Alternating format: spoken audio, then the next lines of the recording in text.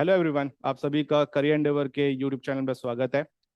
Career Endeavour KVS NVS PGT chemistry के लिए online batches launch कर रहा है, जिसका स्टार्टिंग डेट 25 नवंबर है। इन ऑनलाइन लेक्चर्स पे आपको लाइव क्लासेस के अलावा जितनी भी क्लासेस होंगे उनके रिकॉर्डेड लेक्चर्स मिलेंगे, ठीक है। और हर यूनिट ओवर होने के बाद उनका टेस्ट भी रेगुलरली ऑर्गेनाइज किया जाएगा। और जितनी भी फैकल्टीज आपको पढ़ाएंगी वो सभी काफी एक्सपीरियंस्ड फैकल्टीज होंगी। अगर आपको बैच के रिगार्डिंग कोई भी डाउट है, कुछ भी क्वेरीज है, तो आप इस कांटेक्ट नंबर पे कॉल करके अपने डाउट्स और क्वेरीज पूछ सकते हो। सिंस अभी आप केवीएस एनवीएस की तैयारी करने की सोच रहे हो, तो आपको ये पता होना चाहिए कि आपका एलिजिबिलिटी क्या है, आपका एग्जाम पैटर्न क्या है, सिलेबस क्या है। तो एक बार उसको भी देखते। अगर हम यहाँ पर एसेंशियल क्वालिफिकेशन की बात करें तो भाई यहाँ पर आपका मास्टर्स होना जरूरी है, आपको एमएससी इन केमिस्ट्री होना जरूरी है विथ 50%। और साथ ही साथ आपका बीएड भी होना जरूरी है, अगेन विथ 50%। तो आपका 50% मार्क्स होना चाहिए एमएससी में और बीएड में। उसके अलावा यहाँ पे प्रोफिशिएंसी अगर आपकी रहती है हिंदी और इंग्लिश मीडियम में पढ़ाने का, तो आपके लिए बहुत ही बढ़िया है, ठीक है। और अगर हम यहाँ पे स्कीम ऑफ एग्जामिनेशन की बात करें, पैटर्न की बात करें, तो भाई यहाँ पर आपके 3 लेवल्स पे ये एग्जाम होगा। एक होगा टीयर 1 एग्जाम, दूसरा होगा टीयर 2 एग्जाम, और तीसरा होगा आपका इंटरव्यू। जो टीयर 1 एग्जाम है ये आपका क्वालिफाइंग एग्जाम है। क्वालिफाइंग एग्जाम का मतलब क्या है कि जब आपकी मेरिट लिस्ट बनेगी तो इन एग्जाम के मार्क्स वहां पे काउंट नहीं होंगे, पर आपको ये एग्जाम क्लियर करना पड़ेगा टीयर 2 के एग्जाम्स के लिए अपियर होने के लिए। तो यहां पर ये जो एग्जाम रहेगा ये कंप्लीटली ऑब्जेक्टिव टाइप रहेगा, मतलब सारे क्वेश्चंस आपके एमसीक्यू रहेंगे, ठीक है। यहाँ पे आपके टोटल 6 सेक्शंस होंगे, जिसमें कि आपको जनरल रीजनिंग दिखेगा, ठीक है, न्यूमेरिक एबिलिटी आएगा, बेसिक कंप्यूटर लिटरेसी मतलब कंप्यूटर का एक टेस्ट होगा, ठीक है, बेसिक कंप्यूटर नॉलेज के ऊपर, जनरल नॉलेज का एक टेस्ट होगा, और फिर आपका इंग्लिश और कोई भी आपकी मॉडर्न इंडियन लैंग्वेज के ऊपर अगेन एक पार्ट आएगा। ये जो लैंग्वेज के पार्ट होंगे कंबाइन करके 20 मार्क्स से होंगे, इंडिविजुअली 10-10 मार्क्स के होंगे। अगर हम इन मॉडर्न लैंग्वेज की बात करें तो यहाँ पर ये आप देख सकते हो कि ये सभी आपकी क्या रहेंगी, मॉडर्न लैंग्वेज रहेगी। तो आपने इनमें से कोई भी एक लैंग्वेज सेलेक्ट करना है और उसका वहां पर आपको एग्जाम आएगा। अब यहाँ पर जो इंडिविजुअल क्वेश्चन होगा वो 3 मार्क्स का होगा। टोटल क्वेश्चन आपके 100 है, तो आपका टोटल मार्क्स कितने हो जाएंगे, 300। यहाँ पे करेक्ट क्वेश्चन के जो आंसर मिलेंगे आपको 3 मार्क्स मिलेंगे, लेकिन ध्यान रखना जो नेगेटिव होगी यहाँ पर, जो नेगेटिव मार्किंग है वो 1/3 रहेगी। मतलब आपका 1 मार्क डिडक्ट हो जाएगा अगर आपका एक क्वेश्चन गलत होता है। तो इस चीज का आपने ध्यान देना है जब आप टीयर 1 का एग्जाम अपियर करोगे, ठीक है। और जो भी स्टूडेंट इसकी कट ऑफ क्वालिफाई कर पाएंगे वही टीयर 2 के लिए एलिजिबल रहेंगे, ये चीज ध्यान देना है, ठीक है। तो आपने पहले इसको क्लियर करना है, then only you are eligible for tier 2 exam. अगर हम टीयर 2 एग्जाम की बात करते हैं तो टीयर 2 एग्जाम आपका कंप्लीटली सब्जेक्ट बेस्ड रहेगा, मतलब जिस भी सब्जेक्ट का आप पेपर दे रहे हो उसके ऊपर वो आएगा। जैसे कि अभी हम केमिस्ट्री की बात कर रहे हैं तो यहाँ पर आपका टीयर 2 एग्जाम कंप्लीटली केमिस्ट्री के ऊपर बेस्ड रहेगा। लेकिन यहाँ पर जो आपका पेपर रहेगा वो ऑब्जेक्टिव टाइप भी रहेगा, साथ ही साथ सब्जेक्टिव टाइप भी रहेगा। तो यहाँ पर आपके सब्जेक्टिव पेपर भी होगा और ऑब्जेक्टिव पेपर भी होने वाला है। अगर हम सब्जेक्टिव पेपर की बात करें, जो एक नया पैटर्न आ रहा है, यहाँ पे एक नया पैटर्न इंट्रोड्यूस किया सब्जेक्टिव पेपर को लेकर, तो यहाँ पर आपके टोटल 10 क्वेश्चंस होंगे, और इन 10 क्वेश्चंस का जो मार्क्स होगा टोटल वो 40 मार्क्स होगा। और सबसे अच्छी बात है कि भाई डिस्क्रिप्टिव में आपका कोई नेगेटिव मार्किंग नहीं है, मतलब जितना आपको आता है आप उतना बेस्ट दे सकते हो। ऑब्जेक्टिव में आपका 60 मार्क्स के क्वेश्चन होंगे और आपके 60 ही क्वेश्चन दिए जाएंगे, मतलब इंडिविजुअल क्वेश्चन आपका 1 मार्क्स का होगा। और यहाँ पे जो नेगेटिव मार्किंग होगी टीयर 1 के मुकाबले यहाँ पर 1/4 नेगेटिव होगा। तो आपका अगर एक क्वेश्चन गलत होता है तो आपका 0.25 मार्क डिडक्ट कर दिया जाएगा, ठीक है। ओके, तो सिंस यहां पर हमने जो हमारा सब्जेक्ट है उसको डिस्कस करना है, तो इसका सिलेबस क्या है, केवीएस और एनवीएस ने क्या सिलेबस दिया है एक बार वो भी कवर करते हैं। तो अगर हम बात करें भाई, केमिस्ट्री को हम बेसिकली 3 पार्ट्स में स्टडी करते हैं, एक फिजिकल केमिस्ट्री, एक इनऑर्गेनिक केमिस्ट्री और एक ऑर्गेनिक केमिस्ट्री। फिजिकल केमिस्ट्री में जो आपका पार्ट रहेगा वो बेसिकली आपका बेसिक कॉन्सेप्ट ऑफ केमिस्ट्री, जहां पर कि आप मोल कॉन्सेप्ट के बारे में बेसिकली डील करते हो, ठीक है।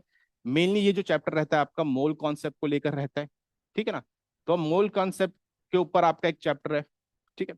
उसके बाद हम एटॉमिक स्ट्रक्चर के बारे में बात करते करेंगे यहाँ पर। तो फिजिकल केमिस्ट्री में आपने एटॉमिक स्ट्रक्चर भी पढ़ना है। तो बेसिकली आप ग्रेजुएशन लेवल तक का एटॉमिक स्ट्रक्चर का आइडिया आपको होना चाहिए, ठीक है। उसके बाद थर्मोडायनेमिक्स, थर्मोडायनेमिक्स में आपको सेकंड लॉ तक का आइडिया होना चाहिए, फर्स्ट लॉ सेकंड लॉ, ठीक है। उसके बाद थर्मोडायनेमिक्स के बाद हमारे पास यहाँ पर इक्विलिब्रियम आएगा। इक्विलिब्रियम में अगर हम बात करें तो मेनली हमारे पास केमिकल इक्विलिब्रियम और आयनिक इक्विलिब्रियम का आपको यहाँ पर आइडिया होगा। उसके बाद हम रिडॉक्स रिएक्शंस की बात करेंगे। भाई रिडॉक्स रिएक्शन का आप सबको पता है, सारा एप्लीकेशंस का चला जाता है इलेक्ट्रोकेमिस्ट्री के अंदर। इलेक्ट्रोकेमिस्ट्री में जितनी भी रिएक्शंस होती है वो सारी की सारी रिडॉक्स बेस्ड रिएक्शंस होती है। और उसके बाद हम यहाँ पे सोल्यूशन पढ़ेंगे। सोल्यूशन में आपका सबसे इंपॉर्टेंट पार्ट जो रहता है that is the colligative property, है ना। हम कॉलिगेटिव प्रॉपर्टी भी यहाँ पर देखेंगे। आपको ये वाला पार्ट बहुत अच्छे से होना चाहिए। उसके अलावा हेनरीज लॉ, है ना, आपका Raoult's law, they are again very important topics. अगर हम इलेक्ट्रोकेमिस्ट्री की बात करते हैं बच्चा, तो इलेक्ट्रोकेमिस्ट्री में आपको नर्न्स इक्वेशन, ठीक है, और जितने भी इंपॉर्टेंट रिलेशंस होते हैं उसके अंदर कंडक्टेंस के रिगार्डिंग या आपके गैल्वेनिक सेल के रिगार्डिंग, ये सब आपको अच्छे से पता होना चाहिए, ठीक है। और अगर हम यहाँ पे केमिकल काइनेटिक्स की बात करते हैं तो केमिकल काइनेटिक्स में आपको सेकेंड ऑर्डर तक, ठीक है, ज्यादा है तो बहुत अच्छा, लेकिन सेकेंड ऑर्डर तक आपको पता होना चाहिए कि उनका इंटीग्रेटेड रेट इक्वेशन क्या है, वहां पे अलग अलग प्लॉट्स क्या बनते हैं। उसके अलावा आपको एर्हेनियस इक्वेशन और कोलिजन थियरी, इसका भी आइडिया होना चाहिए, ठीक है। ग्रेजुएशन लेवल तक आप जितना पढ़ सकते हो वो हम यहाँ पे कवर करेंगे जी, ध्यान रखना।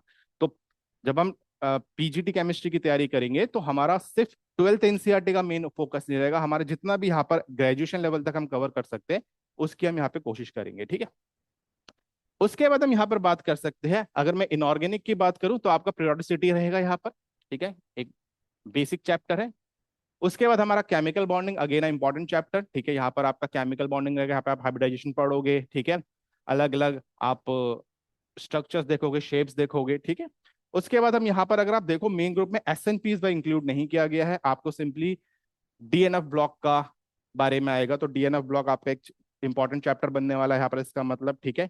कोऑर्डिनेशन कंपाउंड बहुत ही इंपॉर्टेंट चैप्टर रहता है ये ऑर्गेनिक केमिस्ट्री का, ठीक है। तो यहाँ पर आपको वीबीटी थियरी, है ना, सीएफटी थियरी, ये सब आपको पता होना चाहिए, इनके ऊपर काफी सवाल बन सकते हैं।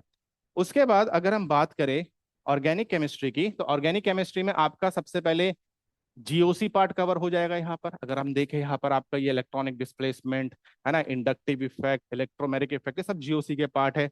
अगर हम यहाँ पर बात करते हैं भाई homolytic and heterolytic fission, free radicals, carbocations, तो इसका मतलब यहाँ पर इंटरमीडिएट्स भी हम कवर करेंगे, है ना। हम इंटरमीडिएट्स भी यहाँ पर कवर करेंगे। तो आपको जीओसी एंड इंटरमीडिएट्स वाला पार्ट इस चैप्टर में कवर करना है। उसके बाद हम यहाँ पर एलिफेटिक हाइड्रोकार्बन्स के बारे में बात करेंगे, जहां पर उनकी केमिस्ट्री देखेंगे, दैट इज अल्केन्स, ठीक है, एल्कीन्स एंड अल्काइंस, ठीक है। तो ये चीजें हम यहाँ पर देखने वाले। तो नोमेनक्लेचर आपको पता होना चाहिए, वो भी आप स्टार्टिंग पार्ट में देख लोगे, आईयूपीएसी नोमेनक्लेचर, ठीक है। फिर उसके बाद एक बार ये पार्ट ओवर होगा then we will move to aromatic hydrocarbons, ठीक है। मेनली बेंजीन को यहाँ पे डील करते हैं, ठीक है। वहां पर नाइट्रेशन कैसा रहेगा, सल्फोनेशन कैसा रहेगा, ठीक है, इलेक्ट्रोफिलिक सब्स्टिट्यूशन रिएक्शंस, ये सब हम वहां पर देखने वाले हैं। और उसके बाद आपका एक बार एरोमेटिक हाइड्रोकार्बन्स ओवर होता है, उसके बाद आपको haloalkanes and haloarenes, है ना, हम इनको भी देखने वाले। सेम चीज है यहाँ पर भी, इनका फिजिकल केमिकल प्रॉपर्टीज हम देखेंगे, ठीक है, इनके रिएक्शंस देखेंगे। उसके बाद यहाँ पर alcohol, phenol and ethers syllabus का पार्ट है। Again physical properties, chemical properties. Chemical properties का मतलब है ऑल द केमिकल रिएक्शंस, ठीक है, जितनी भी उनकी केमिकल रिएक्शंस है वो सबका आपको आइडिया होना चाहिए, ठीक है। सेम चीज फिनॉल के साथ रहेगा, सेम चीज आपका ईथर्स के साथ रहेगा। तो आपकी जो प्रिपरेशन रहती है इनकी और जो केमिकल रिएक्शंस रहती है इनकी, वो काफी इंपॉर्टेंट रहने वाली है। ये सबसे इंपॉर्टेंट पार्ट हो जाता है इसमें, एल्डिहाइड, कीटोन, कार्बोक्सिलिक एसिड, ठीक है। तो यहाँ पर भी सेम चीज है आपका, physical properties, method of preparation, physical properties and chemical properties, है ना। केमिकल प्रॉपर्टीज का मतलब केमिकल रिएक्शन जो हम यहाँ पे पढ़ते हैं। और उसके बाद हम अमीन्स को देखेंगे लास्ट में, ठीक है। अमीन्स का भी सेम चीज, नोमेनक्लेचर तो आपको सभी का पता होना चाहिए। उसके बाद again methods of preparation and chemical properties, ठीक है। और लास्ट में अगर हम देखें यहाँ पे तो बायोमोलिक्यूल्स हम यहाँ पे कवर करेंगे, दैट इज कार्बोहाइड्रेट्स। अगर हम यहाँ पर देखें कार्बोहाइड्रेट्स में हम एल्डोज देखेंगे, कीटोज देखेंगे, ठीक है। फिर हम प्रोटीन देखेंगे, प्रोटीन में different types of immuno acids देखेंगे, ठीक है, उनके कॉम्बिनेशन से कौन से पेप्टाइड्स बनते हैं वो सब हम देखेंगे, ठीक है। उसके बाद हम यहाँ पर देखेंगे विटामिन के बारे में, ठीक है, विटामिन का क्लासिफिकेशन देखेंगे, फंक्शन देखेंगे, और फिर हम लास्ट में डीएनए एनए का न्यूक्लिक एसिड है ना, न्यूक्लिक एसिड पार्ट के अंदर हम डीएनए आरएनए को कवर करने वाले हैं, ठीक है। तो ये आपका सिलेबस का पार्ट रहेगा। तो अगर हम यहाँ पर देखें तो एक तो आपका सॉलिड पार्ट को यहाँ पे रिमूव कर दिया है ना, फिजिकल केमिस्ट्री में जो सॉलिड पार्ट आता है वो यहाँ पर नहीं दिख रहा है, ठीक है। दूसरा आपका एसएनपी ब्लॉक यहाँ पर नहीं दिखता है अगर हम सिलेबस की बात करें, ठीक है। तीसरा आपका स्टेट्स ऑफ मैटर भी यहाँ पर नहीं दिख रहा है, ठीक है। तो ये तीन इंपॉर्टेंट चैप्टर्स आपके यहाँ से रिमूव कर दिए गए। उसके अलावा पॉलीमर रिमूव किया गया, अगर आप देखो chemistry in everyday life remove किया गया, ऐसे और भी छोटे चैप्टर यहाँ पे रिमूव कर रखे हैं। उसके बाद जो लास्ट आपका स्टेज रहेगा दैट इज ऑफ इंटरव्यू। अब इंटरव्यू के लिए भाई टीयर 2 ही मैटर करेगा, टीयर 1 मैटर नहीं करेगा।